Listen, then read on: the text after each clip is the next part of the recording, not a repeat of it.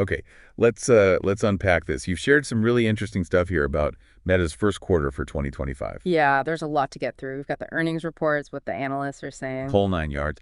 So our mission today really is to cut through all that noise, pull out the key insights, what really matters in these numbers. And what their big plans, especially around AI, mean for the future. Exactly. And for you trying to stay informed, think of this as, your shortcut to understanding where Meta is right now and where they might be heading. We'll be hitting their financials, obviously, but also this really ambitious AI strategy. And maybe some potential bumps in the road they might face too. Definitely. So stick with us, because here's where it gets really interesting. Meta isn't just like tweaking things. No, not at all. They're making a massive bet on AI, and that has huge implications down the line. Huge. Okay, so to guide us, we've kind of broken it down. 5 key areas. First up, Chapter 1, Executive Snapshot. Just the high-level takeaways. Got it. A quick overview. Then, Chapter 2, Results versus Expectations. Did they actually deliver what Wall Street predicted? Always a key question. Chapter 3, Drivers and Management Highlights. What pushed their performance, and what did the leadership team really focus on? What's the story they're telling? Right. Then Chapter 4, Outlook and Key Metrics.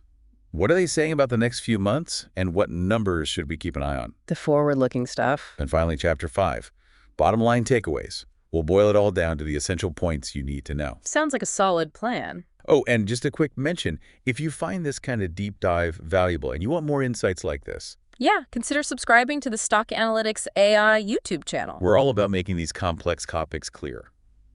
Okay, let's dive into Chapter 1, Executive Snapshot. All right, so first quarter 2025 looked pretty strong for Meta overall. Yeah, they beat analyst expectations. Revenue and earnings per share, both higher than predicted. And that was really driven by their core advertising business, across Facebook, Instagram, WhatsApp, Messenger. The usual suspects, plus continued user growth and being more efficient operationally. Which led to better operating margins, healthier free cash flow, all good signs for the core business. But as you said, the big story, the headline almost, is Meta's stepped-up investment in AI. Absolutely. It's not just like adding features here and there. They seem to see AI as fundamentally reshaping, everything. Their products, their future. It's a foundational shift. It really seems like it. And this massive investment, it signals they're potentially racing to build advantages, maybe in computing power or their own models. Creating barriers for competitors later on. Could be. Building those moats. So Zuckerberg, the CEO, he laid out this vision, talking about achieving full general intelligence eventually. Which is a huge goal. Yeah. And he highlighted 5 key long-term areas powered by AI. Right, let's quickly recap those. Enhancing advertising. Making ads work better with AI, creating more engaging user experiences. Keeping people on the apps longer. Expanding business messaging, using WhatsApp and Messenger more for commerce. Developing the Meta AI assistant. Making it more useful, more integrated. And pioneering AI-integrated hardware, like smart glasses. Yeah, the Ray-Ban Meta glasses seem to be part of that early push. And to back this all up, they seriously hiked their capital expenditure guidance for 2025. They did, up to $64 to $72 billion. That's a substantial jump. And specifically called out for building AI infrastructure. Right. It shows strong belief in AI's potential, but like we said, it's going to put pressure on free cash flow in the near term. Definitely. And it's not all smooth sailing ahead. There's this risk factor they mentioned. Ah, the regulatory side, the EU. Exactly. Uncertainty around the Digital Markets Act, the DMA. Which is that new EU law trying to boost competition. Yeah, and Meta said it could negatively impact their European revenues starting later this year, Q3 2025. So that's a definite headwind to watch. So putting it all together for the snapshot, Q1 showed a really powerful core business. Yeah, the ad engine is humming. Which is basically funding this incredibly ambitious AI-focused future. While also trying to navigate this tricky regulatory stuff in Europe, a lot going on. Definitely. Okay, let's move into Chapter 2. Results versus expectations.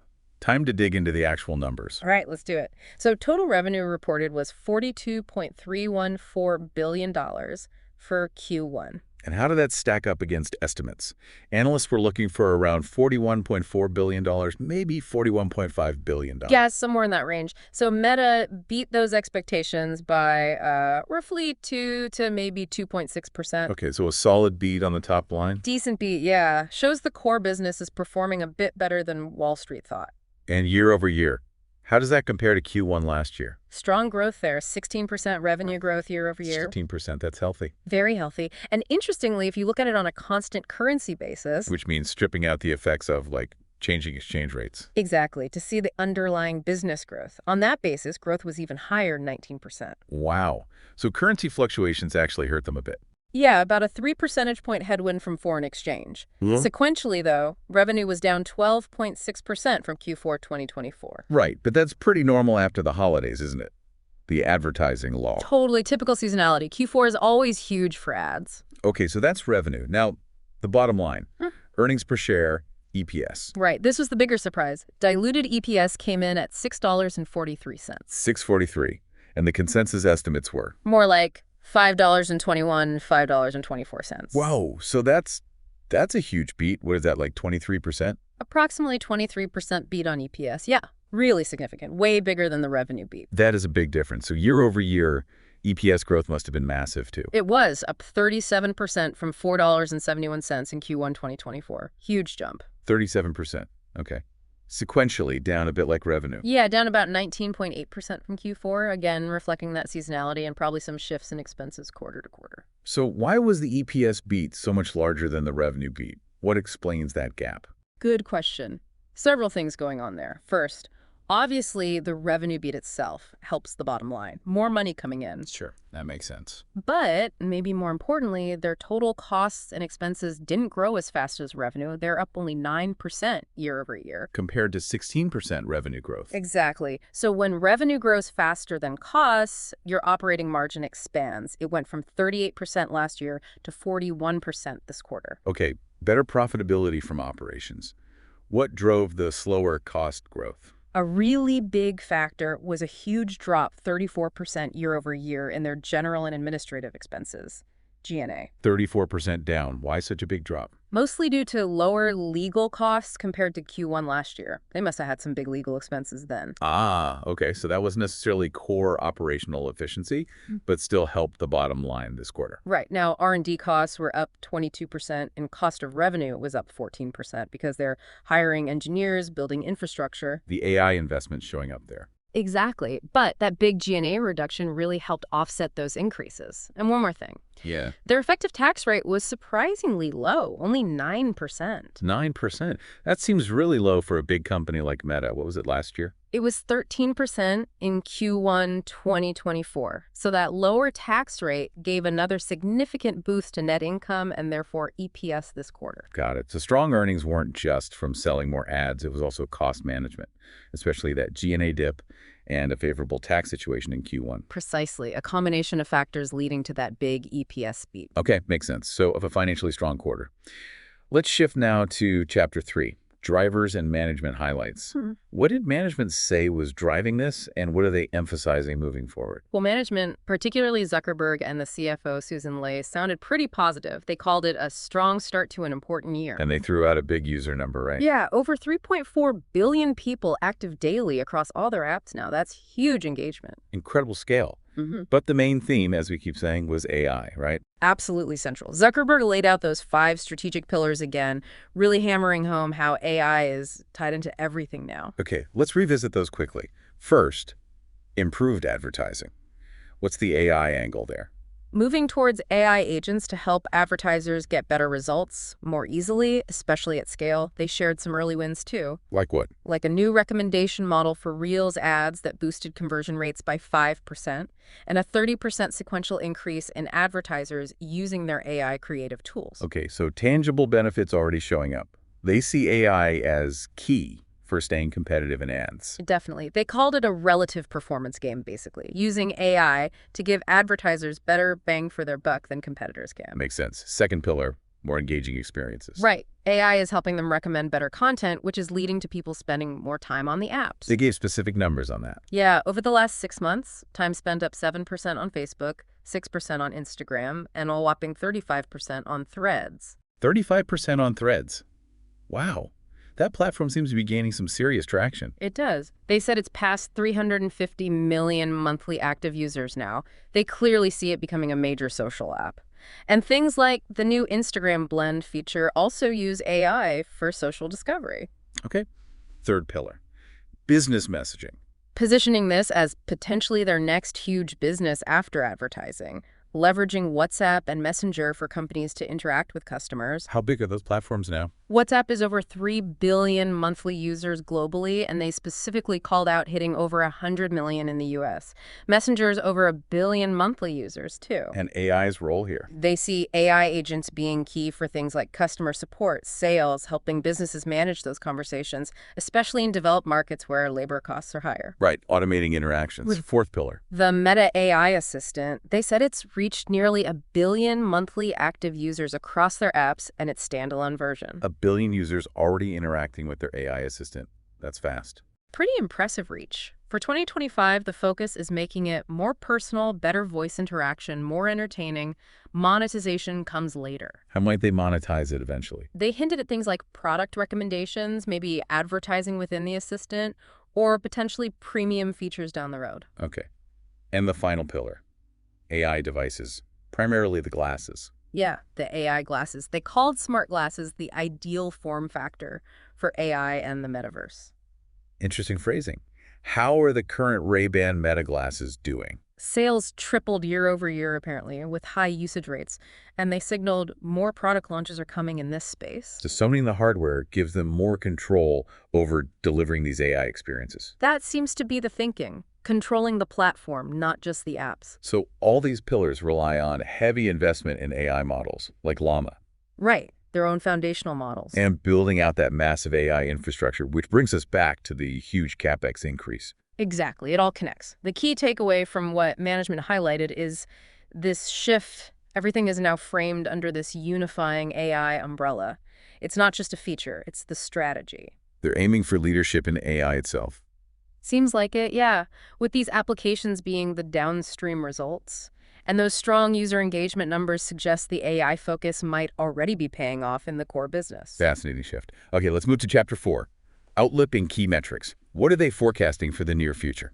All right. For Q2 2025, the current quarter, they gave revenue guidance of $42.5 billion to $45.5 billion. 42.5 to 45.5. What's the midpoint there? Midpoint is about $44.0 billion. And how does that compare year over year? That midpoint implies solid growth, about 12.6% year over year, and it was generally in line with what analysts were expecting before the earnings came out. So continued confidence in the ad business for Q2. Any mention of currency impact in that guidance? Yeah, interestingly, they expect a slight tailwind from foreign currency in Q2, about 1%. That's a change from the headwind they saw in Q1. Okay. What about expenses for the full year? They actually lowered the full year 2025 total expense guidance slightly. Now $113 billion to $118 billion, down from $114 to $119 billion. Maybe finding some efficiencies somewhere. Possibly. Could reflect some ongoing cost discipline efforts. But the big change in guidance was on the capital expenditure side, the CapEx. That was the main event in the guidance, yeah. As we mentioned, significantly increased the full year 2025 CapEx range to $64 billion to $72 billion. Up from $60 to $65 billion previously. Right. And they explicitly linked that increase to accelerating their investments in AI infrastructure. No ambiguity there. So they're spending less on general operations, but way more on building AI capacity. That's the clear message. They also guided the full year 2025 effective tax rate to be between 12 and 15%. Okay, so higher than the 9% they saw in Q1, which sounds more normal. Yeah, that 9% was likely an anomaly. So this overall shift in guidance, slightly lower operating expenses, much higher CapEx, really paints a picture, doesn't it? It really does. It shows a clear prioritization. Right. Build the foundation for AI, even if it means spending huge amounts up front. Absolutely. And if you look at Q1 CapEx, it was about $13.7 billion, if you just multiply that by 4. It annualizes well below that new $64 to $72 billion range. Exactly. Which implies they're planning a significant acceleration in capital spending through the rest of 2025. Q2, Q3, Q4 are going to see much higher CapEx numbers. And that level of investment, spending that much cash on infrastructure, that's got to impact free cash flow, right? For sure. It will put pressure on free cash flow, FCF. Q1 FCF was still healthy, over $10 billion. $10.3 billion, yeah. But that big ramp up in CapEx suggests we could see a pretty material reduction in FCF for the full year compared to the, $52 billion they generated in 2024. $52.1 billion, yeah. So a noticeable drop in FCF seems likely for 2025. Very likely. And that's definitely something investors will watch closely, especially thinking about share buybacks or dividends, their capital return program. Right. Less free cash might mean slower buybacks, for example. Okay. Lots to unpack in the outlook. Let's try to boil it all down in Chapter 5. Bottom line takeaways. All right, let's summarize. Takeaway number 1. Meta's core advertising business is firing on all cylinders. Performing exceptionally well, beating expectations, showing strong profits. The engine is strong. Definitely. Takeaway 2. AI is absolutely central now. It's not a side project. It's the driving force behind their whole strategy. It impacts everything they do, from ads to user experience to hardware. Exactly. Takeaway 3. They are putting serious money behind this AI push. That massive increase in CapEx shows a huge financial commitment. Which, as we just discussed, will likely hit near-term free cash flow. It's a big investment phase. Right. Takeaway 4. User engagement looks healthy. People are spending more time on their apps, and it seems like the AI improvements might actually be helping with that. So the investment is potentially showing early positive signs in user metrics. Potentially, yeah. Takeaway 5. Don't forget the regulatory risk. That situation in the EU, the DMA, is a real immediate threat to their European business. Poses a significant risk to revenue there starting later this year. So wrapping it all up, Meta is kind of performing this balancing act, aren't they? Seems like it. Leveraging the super strong core business To fund a very ambitious, potentially game-changing, AI-driven future. while facing these big financial investment needs and serious regulatory headwinds, especially in Europe. It's a complex picture. So what does this all mean for you listening in? I think it really highlights just how intense the competition and investment is in AI right now. Especially among the big tech players. Everyone's racing. And it also shows that even these incredibly profitable giants aren't immune to regulatory challenges that can really impact their business. Definitely. The outcome of Meta's huge AI bet and how things play out with the EU regulations, those will be critical for Meta's future. And probably for the broader digital landscape, too. For sure. And again, if you found this deep dive helpful and want more analysis like this, Definitely check out and subscribe to the Stock Analytics AI YouTube channel. We aim to make this stuff clear. and of course, the standard disclaimers apply. This isn't investment advice. Any decision should be based on your own careful research and consideration. Financial and AI fields have inherent risks. Absolutely. So, wrapping up, Meta's laid out a really bold vision, hasn't it? Super reliant on AI. Very much so. The core apps are humming along nicely, providing the fuel. But that road ahead looks, well, not exactly smooth. Big AI spending, that regulatory storm in Europe. It'll be interesting to watch, that's for sure. Hopefully this deep dive gives you a much clearer picture of what's going on under the hood beyond just the headline numbers. Yeah, so you can approach any future news about Meta with a bit more context, a more informed perspective. We covered a lot today. Impressive earnings, that huge AI pivot, the regulatory clouds. What really stands out to you? Any big questions still lingering? Yeah, good question for our listeners, too. This is definitely just the start of the conversation. And maybe here's a final thought to chew on. If Meta's big bet on achieving, quote, full general intelligence actually pays off down the line, Yeah. how radically could that reshape not just their business, but, like, the whole tech landscape, our daily lives? That is a huge question. Definitely something worth pondering.